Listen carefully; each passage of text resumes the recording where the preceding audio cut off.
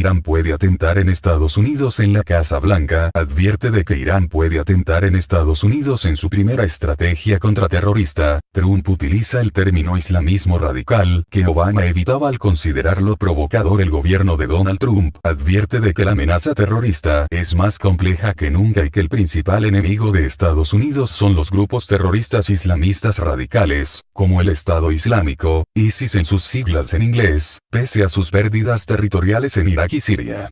Así se desprende de la primera Estrategia Nacional de Contraterrorismo del presidente republicano, un documento que esboza las prioridades de la administración en ese ámbito. Hay un nombre que resuena con fuerza en las 25 páginas del informe: Irán.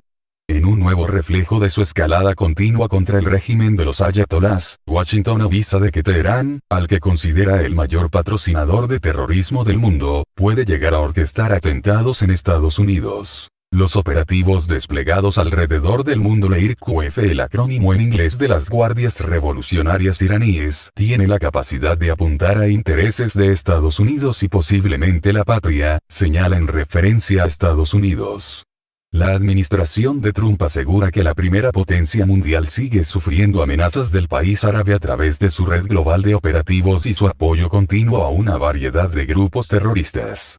Washington considera a las Guardias Revolucionarias la principal rama iraní de respaldo a organizaciones que considera terroristas, como Hezbollah en Líbano, Hamas en Gaza y milicias chiíes en Bahrein, Irak, Siria y Yemen. Irán se mantiene como el patrocinador de terrorismo más prominente del mundo, apoyando a grupos de milicianos y terroristas en Oriente Próximo, y cultivando una red de operativos que suponen una amenaza en Estados Unidos y globalmente, sostiene el documento. En la rueda de prensa de presentación del informe, el consejero de Seguridad Nacional de la Casa Blanca, John Bolton, llamó a Irán el banquero central de terrorismo internacional desde 1979, en referencia al año de la Revolución Islámica que derrocó al Shah apoyado por Washington y acabó derivando en la ruptura de relaciones entre Irán y Estados Unidos. Emblema de la mano dura contra Teherán, Bolton subrayó que el objetivo de la Casa Blanca es que, al reimponer las sanciones a Irán por la ruptura del acuerdo nuclear, las exportaciones de petróleo y gas iraní caigan a cero. En la víspera, Bolton y el secretario de Estado, Mike Pompeo, anunciaron la derogación de un pacto de amistad de 1955 con Irán, que Teherán usó como pretexto para llevar a la Corte Penal Internacional la retirada de Estados Unidos del acuerdo nuclear de 2015. Y el martes el gobierno francés acusó a los servicios de inteligencia iraníes de estar detrás de un atentado frustrado contra una reunión de opositores iraníes el pasado junio a las afueras de París. Por otro lado, el armamento de Estados Unidos es vulnerable a los ciberataques. En un documento, titulado El Departamento de Defensa está apenas comenzando a darse cuenta de la amplitud de las vulnerabilidades, la Oficina de Contabilidad del Gobierno de Estados Unidos, GAO, por siglas en inglés, advierte de que el equipamiento militar del país está cada vez más conectado y esto hace que sea más vulnerable a los ataques cibernéticos. Especialistas del Pentágono que hicieron las veces de piratas informáticos demuestran hasta qué punto les fue fácil piratear los nuevos equipos producidos entre 2012 y 2017. En un caso, a un equipo de 2 personas tan solo le llevó 1 hora penetrar en el sistema informático de un armamento y 1 jornada para controlar por completo su funcionamiento, dice Gao en un informe recogido este martes por la agencia de noticias estadounidense Bloomberg. El reporte, aunque no precisa por razones de seguridad a qué armamento hace referencia, sí subraya que el mismo software que puede convertir el caza F-35 en una computadora voladora capaz de distribuir masivas cantidades de datos, también puede introducir vulnerabilidades que paralicen el sistema de cualquier tipo de arma.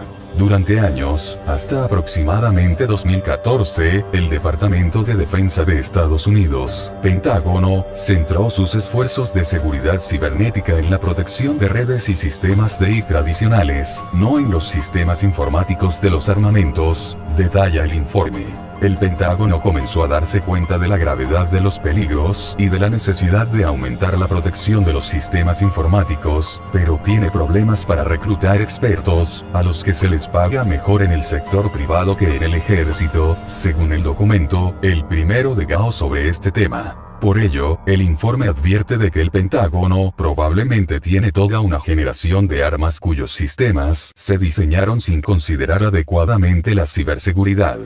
La semana pasada varios países occidentales acusaron a Rusia de lanzar una campaña global de piratería presuntamente dirigida a instituciones de deporte y a una compañía de energía nuclear y química. En este contexto, Estados Unidos acusó el jueves a 7 agentes de la inteligencia militar rusa de perpetrar actos de espionaje y ataques cibernéticos. Rusia, sin embargo, habla de una nueva campaña antirrusa occidental y aduce que se trata de una diplomacia de megáfono. Por otro lado, asesinato de Jashoggi dañaría reputación mundial de Arabia Saudí. Un titular de alto rango del Parlamento Europeo, llama al mundo a romper sus lazos con Arabia Saudí si se confirma que Riad asesinó a Jashoggi. El presidente del Subcomité de Derechos Humanos del Parlamento Europeo, DROI, por sus siglas en inglés, Pier Antonio Panzeri, ha publicado este martes un comunicado en el que pide a Riad que revele el paradero del periodista opositor Jamal Jashoggi y rechace así las conclusiones preliminares de las autoridades de seguridad turcas sobre que su asesinato se habría producido en los locales del consulado saudí en Turquía. El funcionario resalta en la nota que la eventual confirmación del asesinato del columnista del diario estadounidense The Washington Post y crítico de la monarquía de los Al Saud no haría sino aumentar las preocupaciones del Parlamento Europeo sobre el historial de derechos humanos de Arabia Saudí. El asesinato de Jashoggi haría más daño a la reputación mundial de Arabia Saudí que sus columnas periodísticas más mordaces, añade. Jashoggi acudió el 2 de octubre al consulado saudí en Estambul, Turquía, desde entonces no se sabe nada de él. Aunque Riad dice que el periodista abandonó sus instalaciones ese mismo día, las autoridades turcas insisten en que no hay pruebas de que Jashoggi saliera de la misión diplomática. El periodista condenaba en sus artículos la agresión de Arabia Saudí y sus aliados a Yemen, la crisis económica y el arresto de las defensoras de los derechos de las mujeres en su país. Se exilió en Estados Unidos el año pasado para evitar su posible detención. Amnistía Internacional, AI, denunció que si se confirma la muerte de Jashoggi, en realidad, se trataría de una ejecución extrajudicial y sembraría el pánico entre los defensores de los derechos humanos y los disidentes saudíes en cualquier parte del mundo. Por otro lado, Estados Unidos quiere cobrar a países ricos por protección. Trump, en otra parte de sus declaraciones, arremetió contra países ricos como Arabia Saudí, a los que Washington protege a cambio de nada en absoluto. ¿Dirían que Arabia Saudí es rico? Si así lo es, y yo dije al rey, Salman bin Abdulaziz Al Saud, que tienen que pagar, perdóneme. Tienen que pagar, vamos a protegerlos, tienen que pagar. Paguen. Tienen que pagar, enfatizó el presidente de E.U. Unos días después de que el príncipe heredero de Arabia Saudí, Mohammed bin Salman, dijo en una entrevista que Riad no pagará nada a Estados Unidos por la seguridad del reino. Japón también es inmensamente rico, estimó Trump, quien hizo constar en que los nipones también tienen que compensar porque están bajo los paraguas protectores de Washington. Señaló que Japón envía coches a Estados Unidos y gana $1.000 millones, mientras Estados Unidos no está autorizado a exportar sus coches a los nipones. Ellos no pagan impuestos y nosotros subvencionamos su ejército, denunció Trump. Por otro lado, Riad dio día libre al personal turco. Cuando desapareció Jashoggi, el consulado de Arabia Saudí en la ciudad de Estambul les envió de vacaciones a sus empleados turcos el mismo día que desapareció el periodista Jashoggi.